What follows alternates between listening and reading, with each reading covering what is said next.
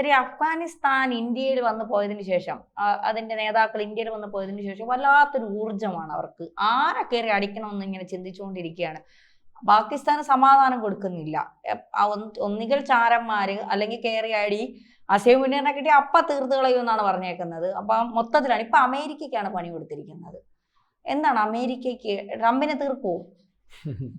ട്രംപിനെ തീർക്കുമെന്ന് ചോദിച്ചാൽ അവിടെ കിട്ടേ തീർക്കുക. അവർക്ക് അതിനകത്ത് ട്രംപെന്നോ അല്ലെങ്കിൽ അതിനൊന്നും വലിപ്പച്ചെറുപ്പമൊന്നുമില്ല, എല്ലാം ഒരുപോലെയുള്ളൂ. കാരണം അവർ ട്രംപിനെ കാണുന്നതും അവിടുത്തെ സാധാരണക്കാരനെ കാണുന്നതെല്ലാം ഒരുപോലെയാണ്. ഒരു വെടിയുണ്ട് ട്രംപിനും, ഇവർക്കും ഒരു വെടിയുണ്ട്. അതാണ് അവരുടെ ഒരു ശൈലി. അല്ലെങ്കിൽ അത്രത്തുള്ള കാര്യം. വലിയ വലിപ്പത്തിൽ കാണുന്നവർക്കാണല്ലോ വലിയ പ്രശ്നമായിട്ട് വരുന്നത്. ഇതിനകത്ത് ബഗ്രാം അങ്ങനെയുള്ള വ്യോമത്താവളം നേരത്തെ അത് ബൈഡന്റെ കാലത്ത് നിർത്തിയിട്ട് പോയതാണ്. അവരുടെ ഒരു വ്യോമത്താവളം ഉണ്ടായിരുന്നു. അതുകൊണ്ട് അതിപ്പോൾ തിരിച്ചു വേണമെന്ന് പറഞ്ഞു. അന്നേരം അഫ്ഗാനിസ്ഥാൻ പറഞ്ഞല്ലോ, ഇവിടെ ഈ പണി കൊണ്ട് വരുന്നത് ആര് വന്നാലും, അതിപ്പോൾ അമേരിക്കയല്ല, ചൈനയല്ല, മറ്റ് ആർക്കതിനകത്ത് ഉദ്ദേശമുണ്ട്. പക്ഷേ ഇന്ത്യക്ക് വേണമെങ്കിൽ നമുക്ക് നോക്കാം, അതും അതിൻ്റെ കൂടെ പറഞ്ഞു. ഇന്ത്യ വേണമെങ്കിൽ ഏൽപ്പിക്കാം. അപ്പോൾ ഇന്ത്യ വിശ്വാസം, ബാക്കി ആര് വന്നാലും നടക്കത്തില്ല, അതിന് വേണ്ടി നോക്കണ്ട. അന്നവർ പറഞ്ഞ ഉദാഹരണം എന്ന് പറഞ്ഞാൽ ബ്രിട്ടീഷുകാരുടെ കാലത്ത് ഞങ്ങളെ പണിയാൻ നോക്കി, ഞങ്ങൾ വിട്ടുകൊടുത്തതല്ല. അതിനുശേഷം ഈ നാറ്റോ മൊത്തം കൂടെ 10-20 കൊല്ലം ഇവിടെ കിടന്ന് ഞങ്ങളെ നോക്കി, ഞങ്ങളെ ഒന്നും ചെയ്യാൻ പറ്റില്ല, അവസാനം കളഞ്ഞിട്ട് പോയതില്ല. ഇപ്പം വന്നാൽ അടി ഉറപ്പ്. അപ്പോൾ ഇത് അന്നേ നോക്കിയത്. ഇപ്പം വൈറ്റ് ഹൗസിൽ ഈ പറയുന്നത് പോലെ കഴിഞ്ഞ ദിവസം ഒരു വെടിവെപ്പ്, വൈറ്റ് ഹൗസിന് സമീപം ഒരു വെടിവെപ്പ് ഉണ്ടാകുന്നു, ഇയാളെ പിടിച്ചെടുക്കുന്നു. 2021 തൊട്ട് ഇയാൾ അവിടെ ഉണ്ടായിരുന്ന ആളാണ്. ലഗൻ വാൾ എന്നാ ഇയാളുടെ പേര്. അപ്പം ഇപ്പം അമേരിക്ക അഫ്ഗാനിസ്ഥാനിൽ നിന്നുള്ള മൊത്തവും ഈ പറയുന്ന ഇമിഗ്രേഷൻ അല്ലെങ്കിൽ നമ്മൾ സുരക്ഷാ പരിശോധന അല്ലെങ്കിൽ പൗരന്മാരുടെ ഇത് നിർത്തിവെക്കാൻ പറഞ്ഞിട്ട് യുദ്ധകാല അടിസ്ഥാനത്തിൽ. കാരണം അതിനകത്ത് പ്രോസസ്സിങ് ഇനിയും വേണ്ട, ഇനി അങ്ങോട്ട് ആരെയും കൊണ്ടുവരണ്ട, അവിടെ ഉള്ളവരെ ദീർഘമായിട്ട് പരിശോധിക്കണം. കാരണം ഇത് അമേരിക്ക വരണ്ടുപോയി. കാരണം അഫ്ഗാനിസ്ഥാനോടാ കളി. അഫ്ഗാനിസ്ഥാനോടുള്ള കളി എന്ന് പറയുമ്പോൾ അഫ്ഗാനിസ്ഥാൻ്റെ പിറകിൽ ഇപ്പം RIC സഖ്യം തന്നെയുണ്ട്. ചൈനയ്ക്കും അഫ്ഗാനിസ്ഥാനെ വേണം. റഷ്യ പറഞ്ഞിട്ടുണ്ട് ഞങ്ങളുടെ രാജ്യമാണ്, ഞങ്ങൾ രാജ്യമായിട്ട് അംഗീകരിച്ചു. ഇന്ത്യക്ക് അവിടെ അതിന് വേണ്ട കോപ്പുകളുണ്ട്. അപ്പം അഫ്ഗാനിസ്ഥാൻ്റെ ശത്രുഭാഗത്ത് പ്രധാനമായിട്ട് നിൽക്കുന്ന രാജ്യം, അല്ലെങ്കിൽ ഇപ്പം അഫ്ഗാനിസ്ഥാനിലെ ഇടയിൽ അഫ്ഗാനിസ്ഥാനിലെ പാകിസ്ഥാൻ വ്യോമ ആക്രമണങ്ങൾ, അല്ലെങ്കിൽ അവരുടെ ഭാഗമായിട്ട് നിൽക്കുന്ന തെഹരീകെ താലിബാൻ്റെ ഇടയിലേക്ക് നടത്തിയ വ്യോമാക്രമണങ്ങൾ, ഇപ്പം നടക്കുന്ന ഭീഷണി, ഇപ്പം താലിബാനെ അവിടെ നിന്ന് ഭരണ സംവിധാനത്തിൽ നിന്ന് ഒഴിവാക്കുമെന്ന് പരസ്യമായിട്ട് പാകിസ്ഥാൻ പറയാൻ സാധിക്കുന്നതിൻ്റെ യഥാർത്ഥ ചാലകശക്തി, ഊർജം എന്ന് പറയുന്നത് അമേരിക്ക എന്നുള്ള കാര്യം അറിയാം. അപ്പോൾ അതിനകത്ത് ഈ ഒരു പൗരൻ യഥാർത്ഥത്തിൽ TTP-കാരനാണോ, ഈ പറയുന്ന അഫ്ഗാനിസ്ഥാൻ ഏതെങ്കിലും രീതി വേണ്ടപ്പെട്ട ആളാണോ, അവരുടെ ഭീകര സംഘടനയുടെ ഭാഗമാണോ? ഒന്നുമല്ല, ചുമ്മാ ഇരിക്കുന്നിടത്ത് തലയ്ക്ക് സുഖമുള്ളവനൊന്നും ചുമ്മാ ഇരിക്കുന്ന സൈനികരെ എടുത്ത് ടിഷ്യൂ വെടിവെക്കത്തില്ലല്ലോ. ഒന്നുകിൽ അവന് തലയ്ക്ക് വെളിവില്ലാത്തവനായിരിക്കണം, അല്ലെങ്കിൽ അവനൊരു അജണ്ട ഉണ്ടാകും. അപ്പോൾ ഇവനെ അവർ വെടിവെച്ചാണ് പിടിച്ചതിന് ശേഷം ഇവനെ പരിശോധിച്ചപ്പോൾ ഇവന് അജണ്ട ഉണ്ടാവും. അല്ലെങ്കിൽ ഈ പറയുന്നത് പോലെ ഈ അവരുടെ സ്വാധീനമല്ലേ. പണ്ട് ഇറാൻ പറഞ്ഞില്ലേ, ഞങ്ങൾ ഈ ഒരു ദൈവികമായ യുദ്ധത്തിലേക്ക് പോവുകയാണെന്ന് പറഞ്ഞു. ഇറാൻ അത് പറയാൻ പറ്റും? അന്ന് എല്ലായിടവും പേടിച്ചല്ലേ. ഇറാന് ലോകത്ത് ഏത് രാജ്യത്തിനകത്ത് പൊട്ടിത്തെറിപ്പിക്കാൻ പറ്റും. ഇറാൻ്റെ ഭാഗമായിട്ട് നിൽക്കുന്ന കക്ഷികളെ തന്നു. ഇറാനെ ഭയക്കുന്ന അതിന് ശേഷമാണല്ലോ പടത്തും പല പ്രക്ഷോഭങ്ങൾ പല രാജ്യങ്ങളുണ്ടായി, പല പൊട്ടിത്തെറികളുണ്ടായി. അപ്പോൾ ഇറാൻ ആ രീതിയിലുള്ള പ്രോക്സികളെ ലോകം മൊത്തവും വാർത്തെടുത്തിട്ടുണ്ട്. ഇനി ദൈവത്തിന് വേണ്ടി യുദ്ധം ചെയ്യുന്നു അതിന്റെ മലയാളത്തിലുള്ള സംഭവം. അതിന്റെ പേര് ജിഹാദ്, ദൈവത്തിന് വേണ്ടി യുദ്ധം ചെയ്യുന്നു. അപ്പം അതിനെന്ന് പറഞ്ഞാൽ ദൈവത്തിന് വേണ്ടി യുദ്ധം ചെയ്യാൻ ആ മാനസികാവസ്ഥകളല്ല അതിനുവേണ്ടി, അല്ലെങ്കിൽ അത്തരത്തിൽ മൂഢമായി ചിന്തിക്കുന്ന പലരും ഉണ്ട്. അപ്പം അവരങ്ങ് പണി ചെയ്തോളൂ. അതിനുവേണ്ടി സ്ലീപ്പർ സെല്ലുകൾ ലോകമൊത്തമുള്ള. അതുകൊണ്ടല്ലേ ഇറാനുമായിട്ട് ബന്ധപ്പെട്ടാൽ ഇറാൻ അടിക്കുമെന്ന് പറഞ്ഞാൽ അവിടുന്ന് മിസൈൽ എടുത്തുകൊണ്ട് വിടുന്ന പരിപാടിയല്ല. നമ്മുടെ രാജ്യത്തിനകത്ത് പൊട്ടിത്തെറിച്ചാൽ എന്ത് ചെയ്യും? രാജ്യത്തിനകത്ത് ഈ പ്രശ്നങ്ങൾ ഉണ്ടായത് ഏറ്റവും വലിയ പ്രശ്നം അത് തന്നെയാണല്ലോ. നമ്മുടെ വീടിനകത്തൊരു പ്രശ്നം.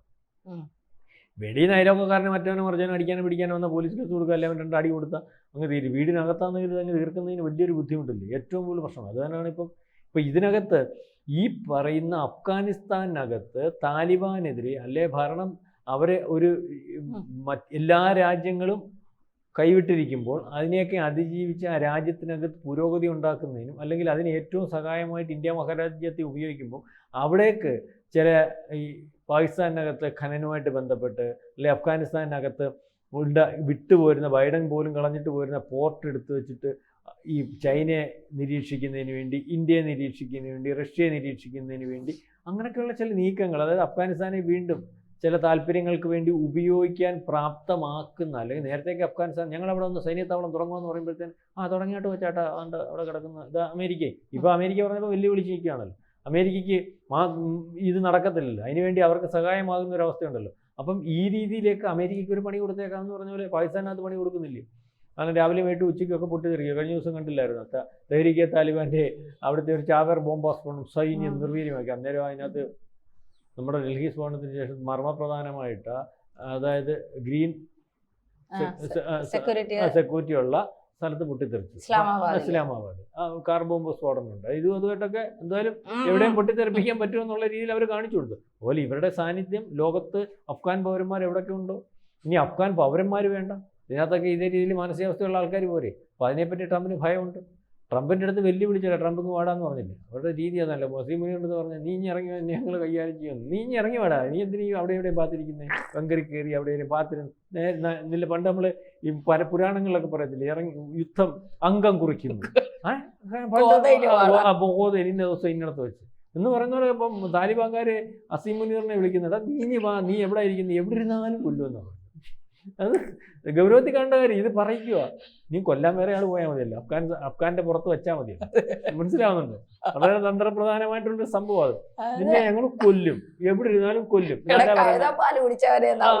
ഇതാരാ പറയുന്നത്? താലിബാനാ പറയുന്നത്. നാളെ കാലത്ത് വസീം മുനീർ ചത്ത് കിടന്ന ഇത് തെളിയിച്ചോണ്ട് വരണ്ടേ താലിബാനല്ല, അല്ലെങ്കിൽ അജ്ഞാതനാണോ ആരാണോ? താലിബാൻകാർ പറഞ്ഞു. അപ്പം താലിബാനാ സാധ്യത. ഇതിന് ഒരു പറച്ചിലൊരു കാര്യമുണ്ട്, താലിബാനോട് ആര് ചോദിക്കാനോ? ലോകക്രമത്തിൽ ഇല്ലാത്ത രാജ്യം, അവർക്ക് അവരുടെ രാജ്യം, അവരുടെ സാമ്രാജ്യം, അവരുടെ നിയമം, അവരുടെ നീതി കാര്യങ്ങളൊക്കെ ചോദിക്കാനില്ലല്ലോ. അവർ ലോകക്രമത്തിലില്ല, അവരെ ആരും അംഗീകരിച്ചിട്ടില്ല. ആരുടെ സഹായത്തോടു കൂടിയല്ല ജീവിക്കുന്നില്ല. കിങ് കോങ് കിങ്ങിന്റെ കൂട്ടാ വേറെ സാധനം ഉണ്ടല്ലോ, എവിടെ നിന്ന് വേണമെങ്കിലും മിസൈൽ വിടും. അമേരിക്ക എന്തോ സത്യം പറഞ്ഞാൽ അമേരിക്കയുടെ ഒക്കെ അയാളുടെ മുമ്പിലൊക്കെ ഉള്ളൊരു നിവർത്തിയുടെ എല്ലാവരെയും വരട്ടെ. അമേരിക്ക കാരണം ബാൻ ഏർപ്പെടുത്തിയേക്കുക, ഒന്നും അയാൾ കൊടുക്കുന്നില്ല. പിന്നെ അയാൾ ആരെയാണ് പേടിക്കുന്നത്? പെട്രോൾ കള്ളക്കടത്തിൽ കൂടെ വരുന്നത്, ഗോതമ്പ് കള്ളക്കടത്തിൽ കൂടെ വരുന്നത്, കള്ളക്കടത്ത് ലോകത്ത് മൊത്തം ഡോളർ അടിച്ചങ്ങ് വിതരണം ചെയ്യും. അറിയോ? അമേരിക്കൻ ഡോളറൊക്കെ അടിച്ചങ്ങ് വിതരണം ചെയ്യുക. നമ്മൾ പക്ക 2ാം നമ്പർ, നമ്മൾ പറയത്തില്ലേ 2ാം നമ്പർ പണി ചെയ്യുന്നവർ, അങ്ങനെ രാജ്യം. അപ്പോൾ അവരെന്ത് ചെയ്യാനൊക്കെ? അത് പറഞ്ഞ പോലെ ഈ രാജ്യം ഈ അംഗീകരിക്കുന്നതാണ് നല്ലത്. നിയന്ത്രിക്കാൻ പറ്റും. അംഗീകരിക്കത്തില്ലെന്ന് പറഞ്ഞാൽ ആര് നിയന്ത്രിക്കാനാ? നമ്മളൊരു ചെറുക്കനെ നമ്മുടെ വീട്ടിൽ വളർത്തുന്ന പയ്യനെ, അവനെ നമ്മൾ സ്നേഹത്തോടെ വിളിച്ചിട്ട് നമ്മുടെ കൂട്ടത്തിൽ കൂട്ടി കൊണ്ടുപോവുക. അന്നേരം നമുക്ക് അവനെ നിയന്ത്രിക്കാനും മറ്റു കാര്യങ്ങളൊക്കെ പറ്റും. ഇവനെ നമ്മളെന്ന് പറയും നീ ഇറങ്ങിപ്പോടാന്ന് പറഞ്ഞിട്ട് അവനെ അപ്പുറയ്ക്കാന്ന് കല്ലും പറക്കി എറിഞ്ഞ് നാശം ഉണ്ടാക്കി തല്ലിപ്പൊട്ടിച്ച് ഇവനെങ്ങനെ എന്ന് പറഞ്ഞാൽ ഇത് താലിബാൻ്റെ കാര്യം അതാ. താലിബാൻ ആകെപ്പാടെ ഇപ്പം പറഞ്ഞാൽ കേൾക്കുന്നത് ഇന്ത്യ പറഞ്ഞാൽ കേൾക്കും, ചൈന പറഞ്ഞാൽ കേൾക്കും, റഷ്യ പറഞ്ഞാലൊക്കെ കേൾക്കും. കാരണം അവരെ അംഗീകരിക്കുന്നുണ്ട്. അവർക്ക് നമ്മൾ ഈ പറഞ്ഞ പോലെ അത്യാവശ്യം മരുന്നും ഇപ്പം ആംബുലൻസും പൈസയും അല്ലെങ്കിൽ മറ്റു കാര്യങ്ങളും ഭക്ഷണവും ഒക്കെ കൊടുക്കുന്നുണ്ട്. അപ്പോൾ അവർ നോക്കുമ്പോൾ ഇനി വേറെ ആര് പറഞ്ഞാലും കേൾക്കേണ്ട കാര്യം. ഇവരൊക്കെ വന്ന് അവനെ അടിക്കും. ആ മാനസികാവസ്ഥയുള്ളവരാ എങ്ങനെ ആരും അടിക്കും. അവരുടെ ആയുധമുണ്ടോ ആയുധമില്ല, അല്ലെങ്കിൽ അവർക്ക് അടിക്കുമെങ്കിലും ചെയ്യും. ഇതാണ് അവരുടെ രീതി. അവർക്ക് മറ്റേ ഇവിടെ അല്ല ജീവിതം മേളില. അപ്പം അവർക്കൊന്നും ചിന്തിക്കാനില്ല. ഇവിടെ ഈ പുറത്ത് ചെയ്ത് 4-5 ട്രംപിനെ കൊന്നിട്ട് പോയാൽ എളുപ്പം അവിടെ ചെന്ന് ഊതികളെ, ഏറ്റവും നല്ല ഊതികളെ കിട്ടും, ഊറികളെ. അപ്പം അതാണ് അവരുടെ രീതി. മനസ്സിലായില്ലേ? അപ്പം ട്രംപ് ആകെപ്പാടെ വിരണ്ട് ആകെപ്പാടെ ഊറി അവിടെ ഉണ്ടെന്നാ പറയുന്നത്. കണ്ടവൻ ഒരാൾക്ക് 68 വെച്ചെന്ന്. ഇവിടെ പിന്നെ കുറച്ചാളല്ലേ ചെല്ലുന്നുള്ളൂ തന്നെ. ഈ ഐറ്റം കുറച്ചല്ലേ ചെല്ലുന്നുള്ളൂ. എല്ലാം കൂടെ നോക്കിയാലും ലോക ജനസംഖ്യ വരുമ്പം ഏതാണ്ട് 800 കോടി ആൾക്കാർ വരുമ്പോൾ ഒരു 10-800 പേര് വെച്ച് ചെന്നാലും സാധനമുണ്ട്. 800 കോടി ചെന്നാലും ഉണ്ടെന്നാണ് പറയുന്നത്. അപ്പോൾ 800 പേരൊക്കെ ചെന്ന ആവശ്യം പോലെ അവൈലബിളാണ്. മനസ്സിലായി? ഇപ്പം ആദ്യം ചെല്ലുന്നവർക്ക് നമുക്ക് തിരഞ്ഞെടുക്കാമായിരിക്കും അല്ലയോ? അങ്ങനെയൊക്കെ ആയിരിക്കും ഇത് ഏറ്റവും നല്ലത്. നമ്മൾ ചില കടയിലൊക്കെ തിരഞ്ഞെടുക്കുന്നവർ തിരഞ്ഞെടുക്കാമായിരിക്കും. എന്തോ എനിക്കറിയത്തില്ല. എന്തായാലും അപ്പം പുഴയും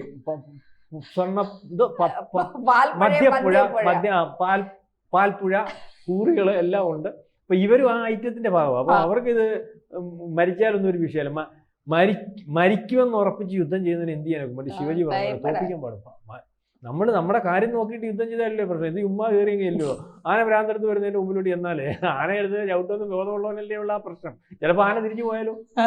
വെള്ളത്തിൽ കണ്ടിട്ടില്ലേ നേരെ കയറി ചെല്ലുമ്പോൾ അതിന് കൺഫ്യൂഷൻ ഇടാ. ഇതെന്ത് ഇനി എൻ്റെ അടുത്ത് ഇതുവരെ ആരും വന്നിട്ടില്ല, ഇവന്താ നേരെ വരുന്നത്. അന്ന് നമ്മൾ വിചാരിക്കുന്നതും അല്ല, എന്തെങ്കിലും കാര്യം കാണും അവൻ തിരിഞ്ഞു പോകും. ഈ ഒരു റിസ്ക്കാ. അവർക്കത് വിഷയമല്ല. ഒന്നെങ്കിൽ ആന ചവിട്ടും കൊല്ലും, അല്ലെങ്കിൽ ആന തിരിഞ്ഞു പോകും. എന്തായാലും അതാ ട്രംപിന് മനസ്സിലായിട്ടും ട്രംപ് ഇപ്പം അതിൻ്റെ ഒരുക്കങ്ങൾ നടത്തിയിട്ടുണ്ട്. ഏതായാലും ധന്യ പറഞ്ഞതുപോലെ വല്ലാത്തൊരു ശക്തി ഇപ്പോൾ അഫ്ഗാനിസ്ഥാനും ഈ ബലൂചിസ്ഥാനും അല്ലെങ്കിൽ മറ്റു പലർക്കും ഒക്കെ വന്നുകൊണ്ടിരിക്കുകയാണ്. ആരതിൻ്റെ പുറകിൽ അതൊന്നും നമുക്കറിഞ്ഞു. അറിയില്ല.